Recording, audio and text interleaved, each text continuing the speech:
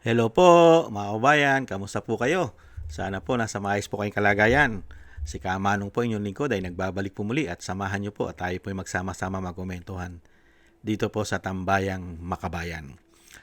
Mag-umpisa na po tayo. Komentuhan po natin ito pong pahayag ng Malacanang na ayon po sa kanila, lalong-lalo po doon po sa tagapagsinungaling nila at tinatawag pong PICC ay dapat daw pong kasuhan.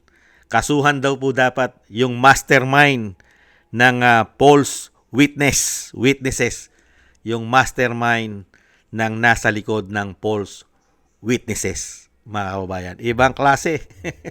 Komentuhan po natin, mga kababayan. Ito po, pakinggan po natin ang balita. Ipinaubaya na ng Malacanang sa Office of the Ombudsman ang investigasyon sa biglaang pagbawi ng salaysay ni Orly Guteza na dating bodyguard ni dating Congressman Zaldico. Matatandaang isiniwalat ni Guteza na naghatid siya ng mga mali-malitang pera kay dating House Speaker Martin Romualdez sa naging pagdinig ng Senate Blue Ribbon Committee tungkol sa flood control project scandal. Ngunit binawi niya ang kanyang mga naging pahayag at itinuro sina Senator Rodante Marcoleta at dating Congressman Mike Defensor na kumausap umano sa kanya upang siraan si Congressman Romualdez kapalit ng pera at scholarship para sa kanyang mga anak. Iginiit ng palasyo na kailangang beripikahin ang mga bagong pahayag ni Guteza at tukuyin kung may mastermind sa umano'y biglaang pagbabago niya ng salaysay. Dapat ito maimbestigahan kung sino ang dapat na sampahan ng kaso. Sampahan ng kaso. Kung sino yung mastermind sa pagpapagawa ng gitong klaseng mga senaryo, sampahan ng kaso. Ay maraming nag-a-attempt gumawa ng peking kwento para sirain. Kung sino man yung gusto nilang sirain. At maaaring isa sa mga reasons nito ay destabilization. So, hindi lang ito ang nababanggit na Yan po, mga kabayan. Ibang klase, no? Para pabagsakin sila. merong nagmamanipula, di umano.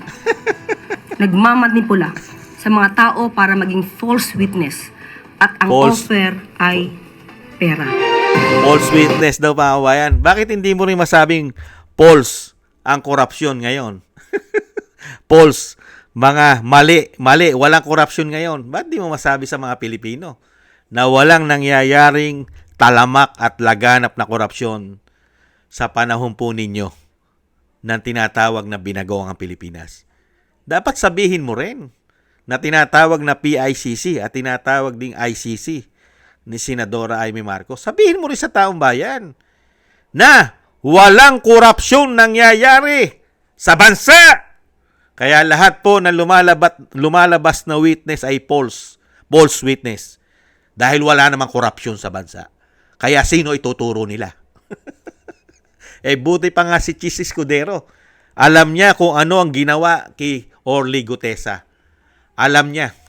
Hindi lang po si Attorney Baligod, hindi lang po si Mike Defensor, hindi lang po si Senator Marcoleta ang nakakaalam kung paano po ginawa nila para gipitin, para po pabaligtarin, mag-recant.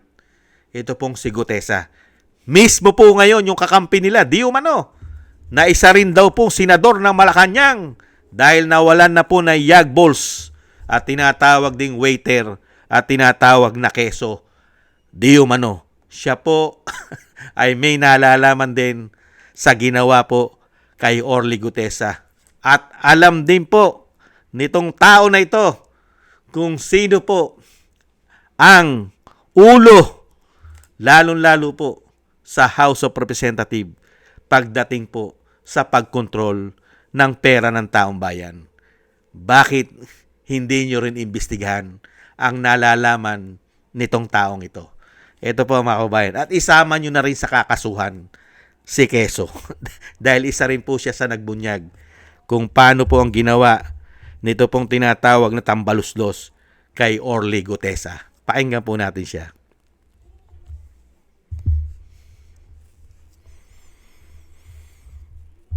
As presiding officer, Martin Romualdez. Siya ang dahilan ng kaguluhan, pagkakaaway-away, pagkakawatak-watak na ngayon yumayanig sa ating bayan, maprotektahan lamang ang sarili niya. Kung kayo ay kakampi ni Martin Romualdez, pues sumunod kayo sa gusto nila. Una, maniwala kayo sa mga sinasabi ng testigo niya na nagtuturo lamang sa mga senador. Pangalawa, ibuhos niyo ang galit niyo sa Senado at ng mga senador at palayo kay Martin at sa mga congressman. Pangatlo, pagdudahan at sirain niyo si Sergeant Gutesa na bukod tanging hindi nakinabang at walang bahid at hiningi anumang kapalit sa pagsabi ng katotohanan. Pangapat, huwag niyong payagang mabanggit man lang ang pangalan ni Martin Romualdez. Panglima, huwag niyong payagang ipatawag si Martin Romualdez sa anumang investigasyon. Pang-anim, huwag niyong payagang imbestigahan si Martin Romualdez at mga kasama niya saan mang lugar. Hindi ako kakampi ni Martin Romualdez. Kaya lalabanan ko siya at lahat ng panglilinlang niya. Punitin natin ang script ni Martin Romualdez. At higit sa lahat, huwag magpadala, huwag sabayan, huwag maniwala sa sarswela na nilalako ni Martin Romualdez.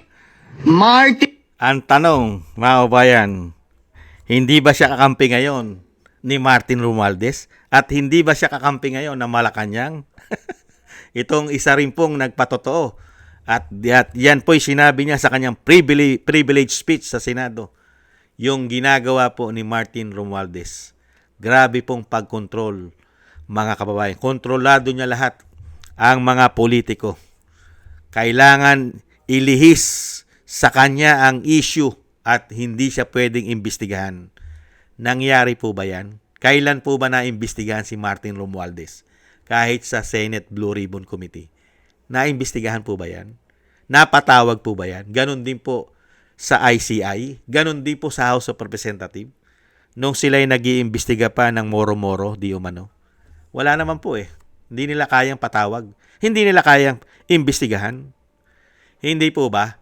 At lumabas din po mismo sa bibig ng tinatawag na keso, tinatawag din pong waiter ng Malacanang at senador ng Malacanang di umano dahil po sa kanyang pagbaliktad sa katotohanan. Hindi po ba? Pinatotohanan niya ang ginawa pong panggigipit at pananakot kay Gutesa para po hindi ilabas ang katotohanan. At yan po ang nangyayari ngayon sa ating bansa. Bumaliktad na po si Gutesa. Dahil nga po dun sa sinasabi ng waiter ng Malacanang at senador ng Malacanang di umano na nangyari na po yung kinatatakutan po niya. Bumaliktad na po at kumampi na po kay Martin Romualdez na sinasabi niya na grabe po itong tao na ito na tinatawag din pong tambaluslos. Kaya nga po tayo nagugulat sa nangyayaring sarswela. Pati po ang Malacanang ngayon. Mas gusto po nilang kasuhan, mga kababayan, at pinaubaya na po nila sa ombudsman na dapat kasuhan ang mastermind sa tinatawag po ng Malacanang na nasa likod ng false witnesses. Mga kababayan, ibang klase. Mas una po nila kinakasuhan ang mga witness kaysa po sa mga totoong magnanakaw ng pera ng taong bayan. Mahigit 1 taon na po magmula ng sinabing maraming makukulong. Makukulong silang lahat. Pero sa nangyayari po ngayon, mga kababayan, ang makukulong pala ay ang mga tumatayo para sa katotohanan.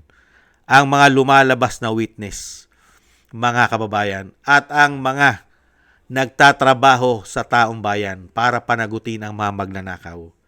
Ang nangyari po ngayon, ang mga magnanakaw ang malayang-malaya di umano. At sila pa ngayon na nanggigipit sa mga hindi nagnanakaw. Baliktad na po ngayon. Ang mga magnanakaw po ay safe na safe dahil meron pa silang mga bantay na mga men in uniform di umano. At ganun din po, naging safe na rin po. Hindi lang po ang mga magnanakaw sa Malacanang, di umano. Magnanakaw sa Kongreso, di umano. Safe na rin po yung nagpasabog kung gaano kasama si Martin. Safe na rin po ngayon si Quezon. Wala na po siyang issue ngayon sa ombudsman. Malayang-malaya na po sila. Nino po? Nung tinatawag na pastor ni Judas. Hindi po ba? Dalawa sila. At marami pa po yan, mga kababayan. Kaya nga nakatutok na lang sila sa impeachment eh. Yan po, mga kababayan. Ang gustong mangyari po ng Malacanang sa pangunguna po ng kanilang tagapagsinungaling di umano na tinatawag din pong garbage in, garbage out ng Vice President. At tinatawag din po ni Senadora Amy Marcos na ICC. At tinatawag po ng taong bayan na PICC. Mga kababayan, yan po ang gusto nilang mangyari, na makasuhan po ng tuluyan ito pong si Senator Marcoleta at si Mike Defensor nang hindi na po makalabas. Planado po nila yan. Yan din po ang sinasabi ni Atty. Topacio. Nasa plano na nila yan. Planado na. Hindi po ba? Kaya tayo po mga kababayan ay umaasa po sa awat tulong ng may kapal. Na huwag naman po sanang ipagkaloob at ipag-adya na tuluyan po maghari sa ating bansa ang mga nagpakademonyo po ng mga politiko dahil sa pera at kapangyarihan. Huwag naman po sana. Kaawa naman po sana ang ating bansa na may kapal. At sana po'y bigyan niya pong muli ng isang agila na manggagaling sa Mindanao para po ang mga masasamang politiko sa ating bansa ay sila naman po ang makita natin sa kulungan. Hindi po ba? Sama po natin sa ating mga dasal. Maraming salamat po sa inyo mga kabayan. Thank you rin po sa mga nagusto po ng Tambayan mga kabayan sa YouTube at TikTok. At ganoon din po sa inyo pong mga nagko-comment, like, share, and subscribe at patuloy po nagsusubscribe. Salamat sa inyo pong mga comment. Shoutout po sa inyo lahat. At ingat-ingat po kayo. At thank you rin po sa mga nagbibigay po ng tulong at biyaya. Mag-ingat-ingat po kayo. Ingat po kayo. Shoutout po sa inyo lahat. Shoutout po kay Eric Hercio from Canada. Baby Roman at Isa from Cagayan Valley. Ako si Pilam, Ani Jo. Kay Mary Natividad Blinden from Netherlands. Tatay Nick from Toronto, Canada. Gayat Siena. Kay Jesus Valdepena, Rolando Guerrero. Mila Yi, Felipe Shapno from Texas, USA. Ma'am Elvis Hermani from North Miami, Florida, USA. At kay Mika Legaspi, Frank Zamora from California, USA. At kay Romulo de Minagracia from Bacolod City. Maraming salamat po. Shoutout po sa inyo lahat. At ingat-ingat po kayo sa inyo pumapagawa. At tis-tis lang po tayo mga kaubayan. At samahan po natin ang maraming dasal at panalangin nang tayo po'y maingatan sa kapahamakan. God bless po sa inyo lahat. Paalam, bye-bye, sa muli.